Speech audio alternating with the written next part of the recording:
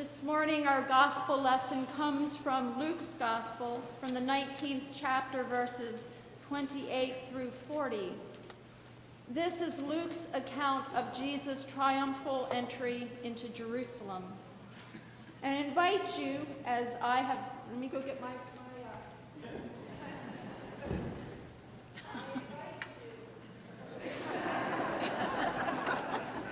have your palms ready, so that you will be more than just a listener of this story, but you will become part of the story as it's printed in the bulletin in the bold print. When we get to that point, I encourage you to take your palm and join your voices.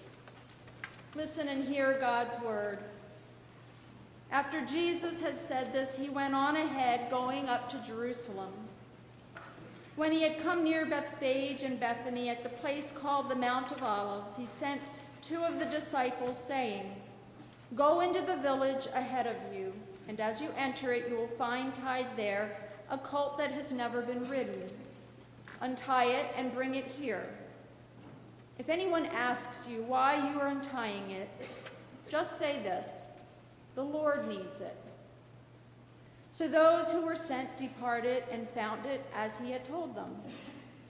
As they were untying the colt, its owners asked them, "Why are you untying the colt?" They said, "The Lord needs it." Then they brought it to Jesus, and after throwing their cloaks on the colt, they set Jesus on it. As he rode along, people kept spreading their cloaks on the road. As he was now approaching the path down from the Mount of Olives, the whole multitude of the disciples began to praise God joyfully with a loud voice for all the deeds of power that they had seen, saying, "Blessed is the King who comes in the name of the Lord, peace in heaven and glory in the highest heaven." Some of the Pharisees in the crowd said to him, "Teacher, order your disciples to stop." Jesus answered, "I tell you, if these were silent, the stones would shout out." This is the word of the Lord. Thanks be to God.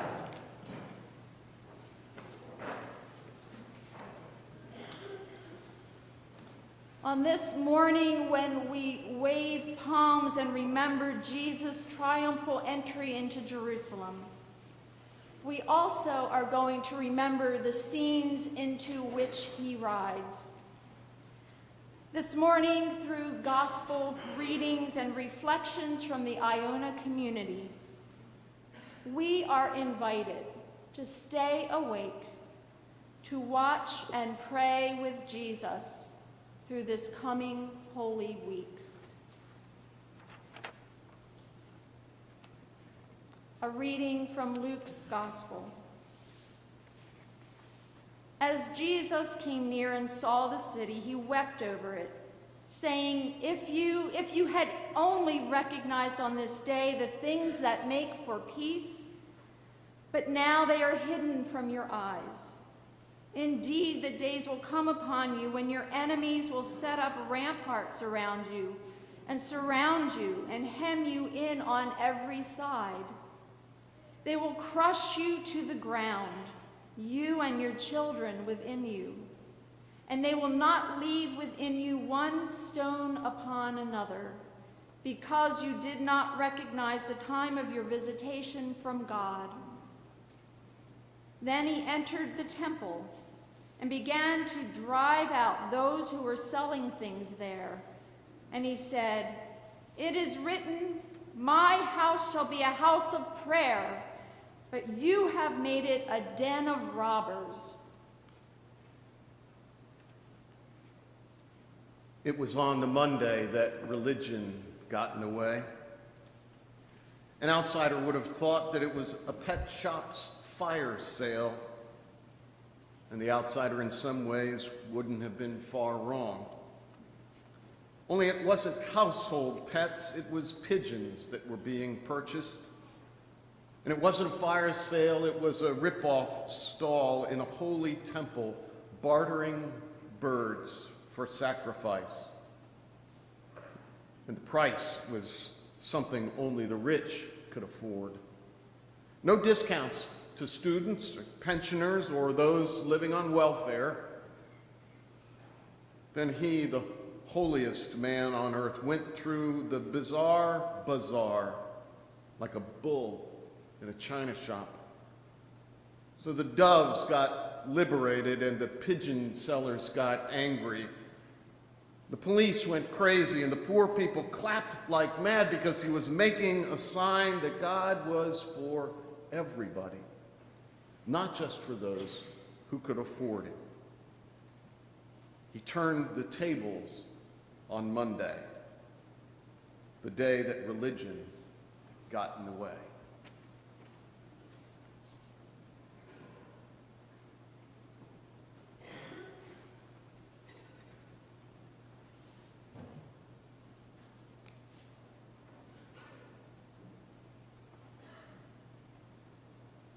The gospel continues.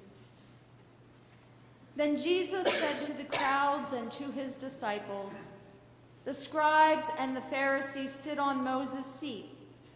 Therefore do whatever they teach you and follow it. But do not do as they do, for they do not practice what they teach. They tie up heavy burdens hard to bear and lay them on the shoulders of others, but they themselves are unwilling to lift a finger to move them. Woe to you, scribes and Pharisees, hypocrites, for you lock people out of the kingdom of heaven. For you do not go in yourselves, and when others are going in, you stop them. Woe to you, scribes and Pharisees, hypocrites, for you cross sea and land to make a single convert, and you make the new convert twice as much a child of hell as yourself.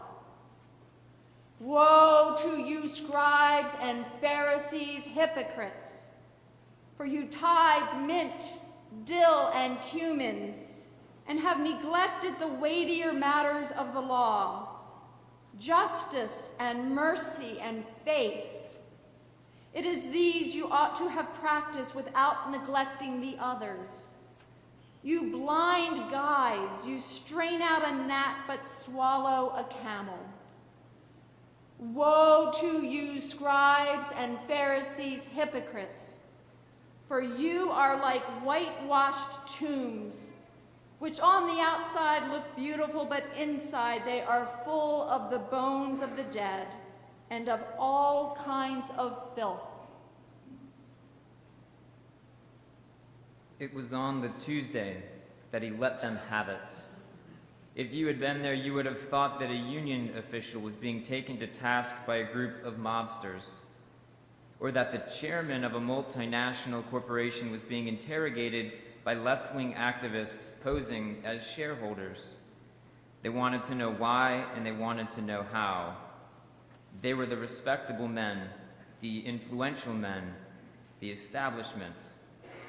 And the questions that they asked ranged from silly schoolgirl speculations about whether you would be a bigamist in heaven if you had married twice on earth, to what was the central rule of civilized behavior.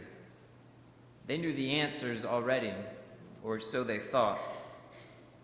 Otherwise, they would never have asked the questions. And like most of us, they were looking for an argument with no intention of a change of heart. So he flailed them with his tongue, those who tried to look interested but never wanted to be committed. And that was on the Tuesday, the day when he let them have it.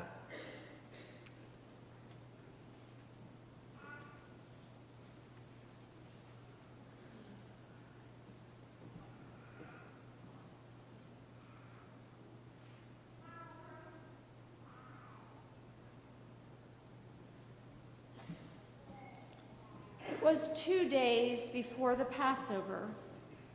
While Jesus was at Bethany in the house of Simon the leper, as he sat at the table, a woman came with an alabaster jar of very costly ointment of nard.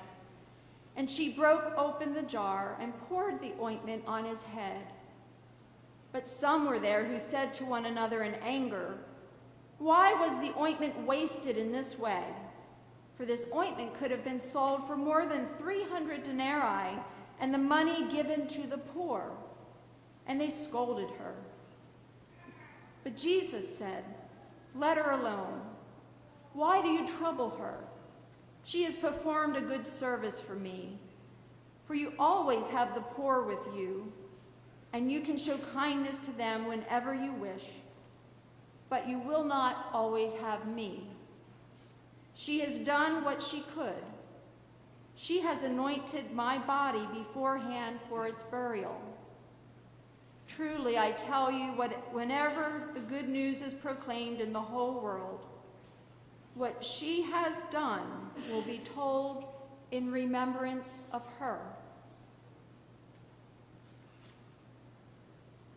It was on the Wednesday that they called him a wasteful person. The place smelled like the perfume department of a big store. It was as if somebody had bumped an elbow against a bottle and sent it crashing to the floor, setting off the most expensive stink bomb on earth. But it happened in a house, not a shop. And the woman who broke the bottle was no casual afternoon shopper. She was the poorest of the poor, giving away the only precious thing she had. And he sat still while she poured the liquid all over his head, as unnecessary as aftershave on a full crop of hair and a bearded chin.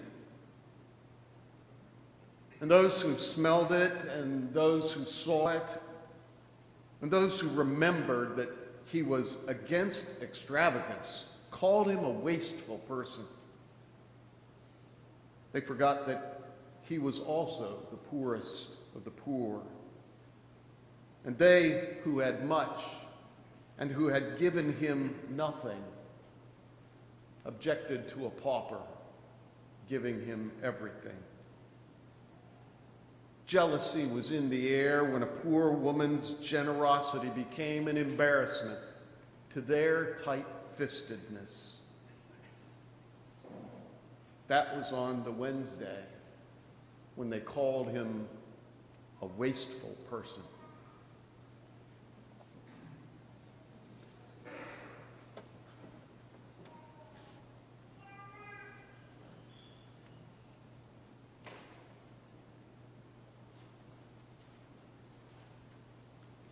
Jesus said to his disciples, "You know that after 2 days the Passover is coming, and the Son of Man will be handed over to be crucified."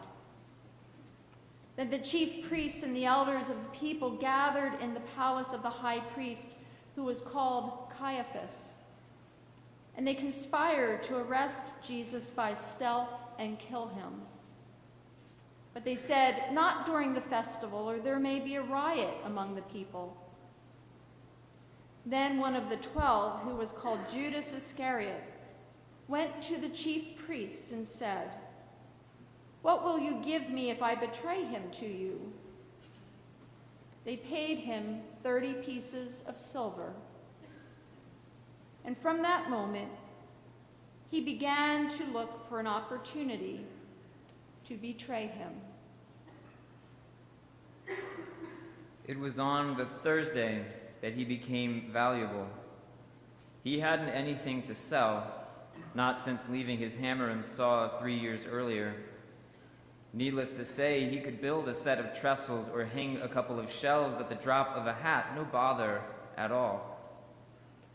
But he wasn't into making things. Not now.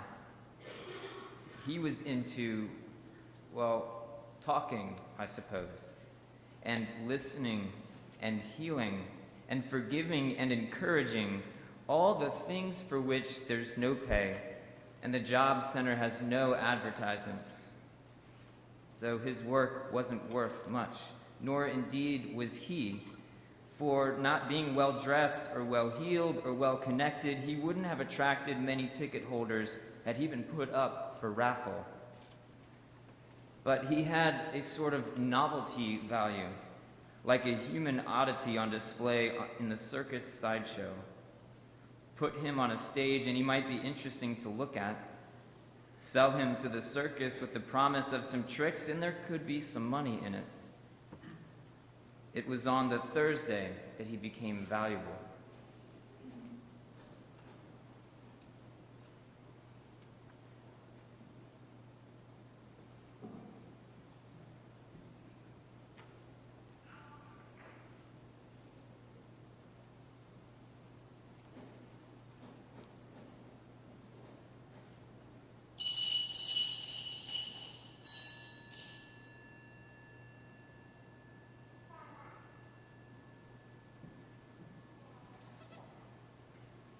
The chief priests held a consultation with the elders and scribes and the whole council. They bound Jesus, led him away, and handed him over to Pilate. Pilate asked him, "Are you the king of the Jews?" He answered him, "You say so." Then the chief priests accused him of many things. Pilate asked him again, "Have you no answer? See how many charges they bring against you." But Jesus made no further reply, so that Pilate was amazed. Now at the festival, he used to release a prisoner for them, anyone for whom they asked. Now a man called Barabbas was in prison with the rebels who had committed murder during the insurrection. So the crowd came and began to ask Pilate to do for them according to his custom. Then he asked them, "Do you want me to release for you the king of the Jews?" For he realized that it was out of jealousy that the chief priests had handed him over. But the chief priests stirred up the crowd to have him release Barabbas for them instead. Pilate spoke to them again. "Then what do you wish me to do with the man you call King of the Jews?" They shouted back, "Crucify him!" Pilate asked them, "Why? What evil has he done?" But they shouted all the more, "Crucify him!" So Pilate, wishing to satisfy the crowd, released Barabbas for them.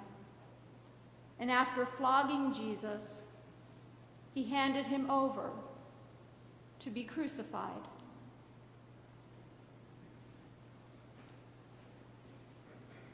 It was on the Friday that they ended it all. Of course, they didn't do it one by one. They weren't brave enough. Throw all the stones together, or throw no stones at all. They did it in crowds where you can feel safe and lose yourself and shout things you would never shout on your own, and do things you would never do if you felt the camera was watching you. It was a crowd in the church that did it, and a crowd in the civil service that did it, and a crowd in the street that did it, and a crowd on the hill that did it. And he said nothing. He took the insults, the bruises, the spit on the face, the thongs on the back, the curses in the ears. He took the sight of his friends turning away, running away, and he said nothing. He let them do their worst until their worst was done. As on Friday, they ended it all, and would have finished themselves had he not cried, "Father, forgive them." It was on the Friday that they ended it all, and thus began God's revolution.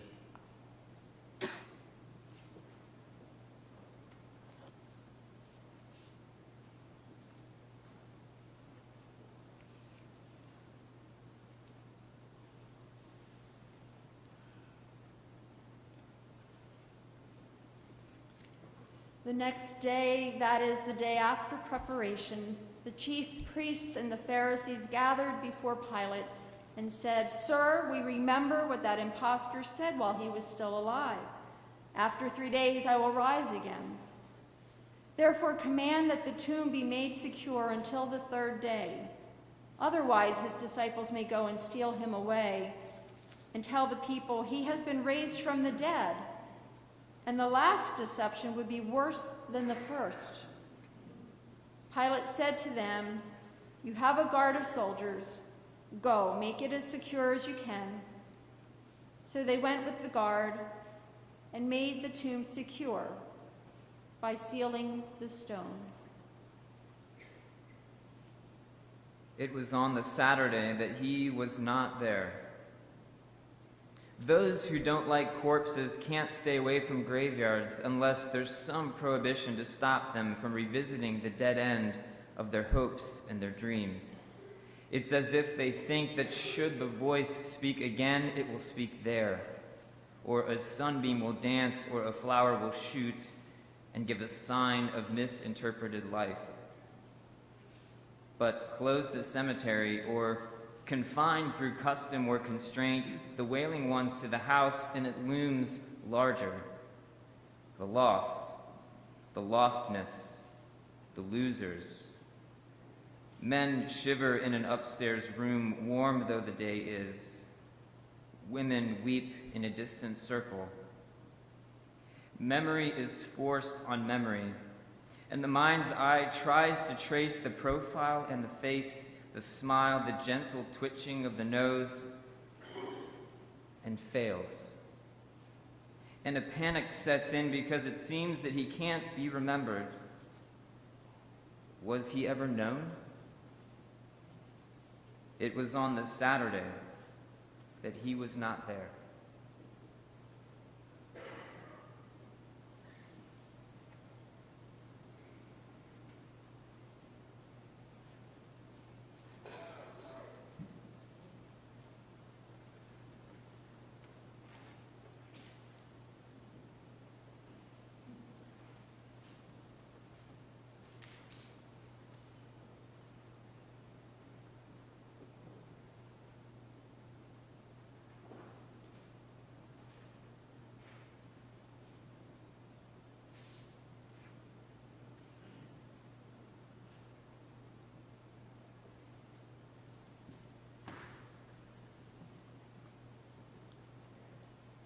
Ride on, Jesus, ride on.